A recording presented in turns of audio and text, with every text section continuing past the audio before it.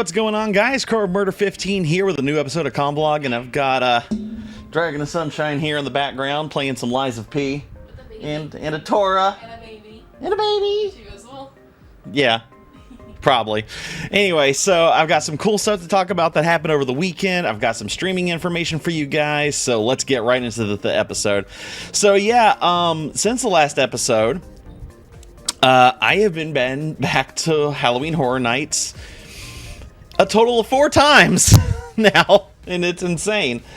Yeah, so Nikki and her mom really wanted to go this past weekend, and I was off, so I was like, screw it, let's go ahead and go again, because I really wanted to finish the houses, and lo and behold, for the first time, excluding one house, I completed HHN this year. You could do the last house too. What, Exorcist? Yeah, it's not scary at all. I mean, by your standards. It's kind of lame. Yeah. So, yeah, I actually sat down and, you know, kind of figured out how I did my haunted houses and everything. So, how I could actually go through them without my anxiety spiking up or feeling really, really nervous or scared or anything like that. And I managed, and it was fantastic. So, this is honestly the best HHN I've been to so far, and this is my 3rd one. First year, I didn't know what to expect. Second year, my anxiety got the better of me. This year was phenomenal. I loved it. And I want to go into 3 different categories. I want to talk about best original house, best IP house, and best overall house. So what they do is they get IPs, things like different movie sets and everything, how they're able to do like Chucky or Stranger Things, that kind of stuff. So, basically stuff that already exists. Original houses are different concepts that Universal comes up with themselves. Oh, that's good. Sorry. So anyway, I'll start with original houses. The best original house was called The Darkest Deal. Essentially, it was a low Louisiana deal with the devil type deal. It was so good. I loved the vibe of it. All the houses honestly were really good this year, in my opinion. But I've always liked that bluesy kind of deal with the devil crossroads type thing, and they did a great job with it. Best IP house, I have to say, is Stranger Things. Now, I just recently. No, hang on. You'll see why. No, you're allowed No. Hang on. Answer for both. No. Because you can't have the same answer for both. Yes, you can. No, it's my list. You can. It's my list. I'm allowed to make the rules. But anyway, best IP house was Stranger Things. And I recently just got into watching Stranger Things. I know, shame on me. I've only watched season 1. I know somewhat. You're playing Lies of P right now. I know the synopsis of the show and the later seasons, kind of. So I knew vaguely what was going on. But it did not take away from the house, thankfully. Like, it didn't make it any less enjoyable that I didn't fully know what was going on. And it was a great house. Best overall house was The Last of Us. That house literally made you feel like you were in the game, which is what their goal was, because they actually based it off the PlayStation game instead of the TV show, which the TV show is based off the game, blah, blah, blah. But yeah, it was so good that I went through that house twice. I went through Stranger Things twice. I went through Dueling Dragons twice because I got to do both sides. Spoiler. It doesn't matter. I just realized I'm wearing that shirt. Oh, yeah, you are wearing the Dueling Dragon shirt. Hang on. Let me... Yeah, here. Show it off. This is a special edition shirt that pass holders can only get. Really... Well, you're supposed to be a pass holder to get that shirt. Well, I mean, well... And I have my pants on. There's a picture of it right here. There. But yeah, I got the shirt too. It's really cool. But yeah, there were just so many good things. All the scare zones were really, really good too.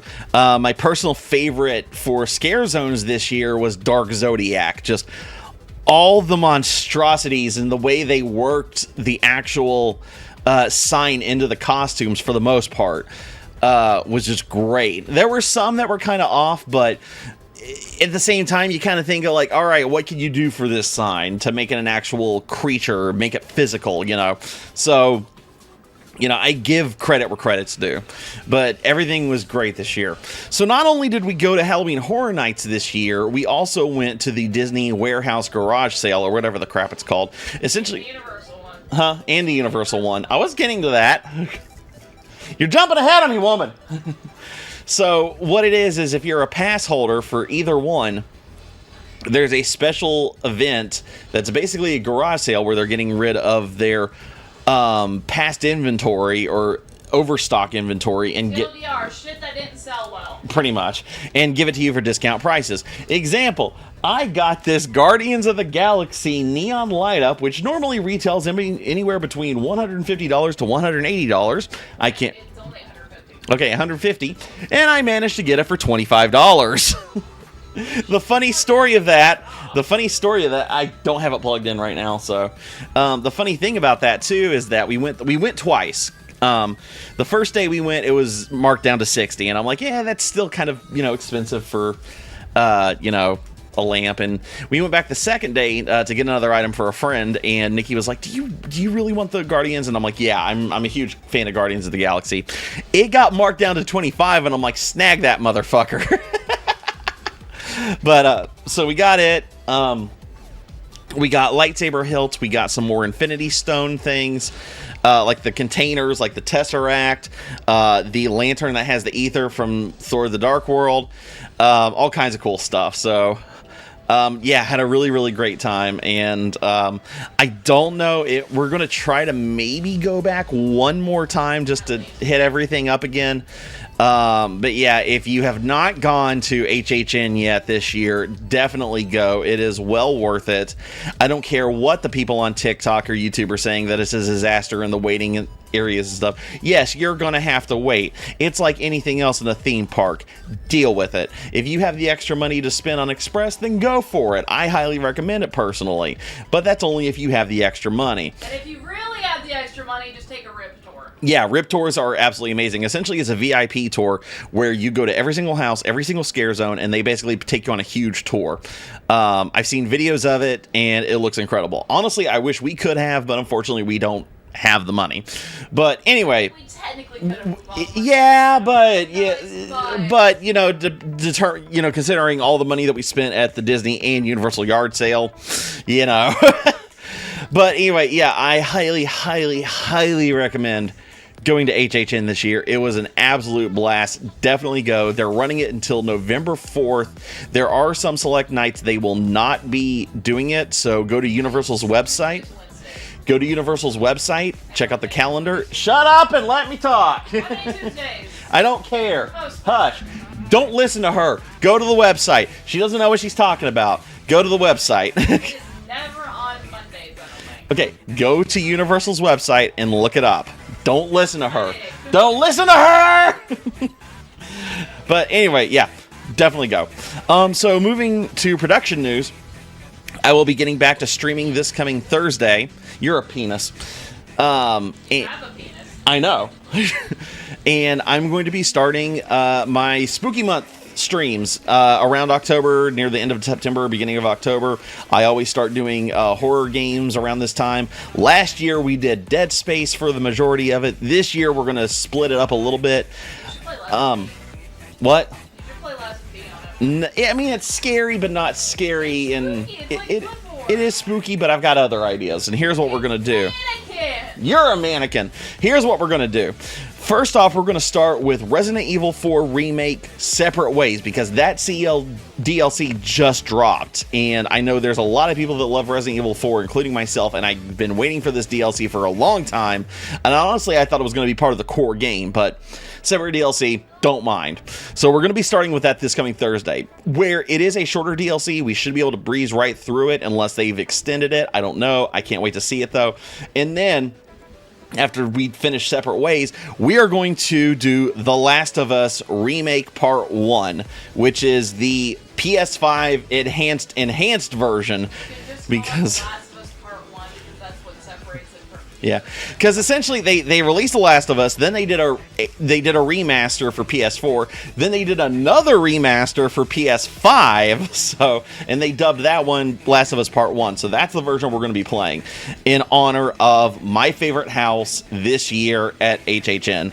Now I've played a little bit of The Last of Us. I haven't gotten all the way through the game, so I would love to stream it and play it for you guys. And then maybe in between episodes and stuff, or streams and stuff, I'll throw in another scary game or something, because I had some people requested me to play Phasmophobia again this year, which I would love to do. So we're definitely getting into spooky month and getting into those horror games, which I cannot wait. So that's what's on the board for streaming. As far as videos go, the beginning of September or October, there's going to be a special video. And actually, I have to start working on the other parts now. It is a 5-part mini-series that I have been working on. I talked about this during the last episode of Convlog, and I've had this idea for years, and I'm finally putting it to fruition. Part 1 is done. I need to start working on parts 2 through 5 this coming week, because I want to do like an episode each week and then have the finale on Halloween. So stay on the lookout for that. I'm still not going to give away what it is, but trust me, it's a passion project that I've been wanting to do for a while now. And honestly, I think the first part... It's a penis. No, it is not a penis. I am not Markiplier, and I am not doing an OnlyFans. I don't think he ever did his third OnlyFans post. I was kind of sad how he made those. They are tasteful. So but anyway, guys, that's what all's going on. I'm sorry that this episode's kind of a jumbled mess. I blame her. Yeah.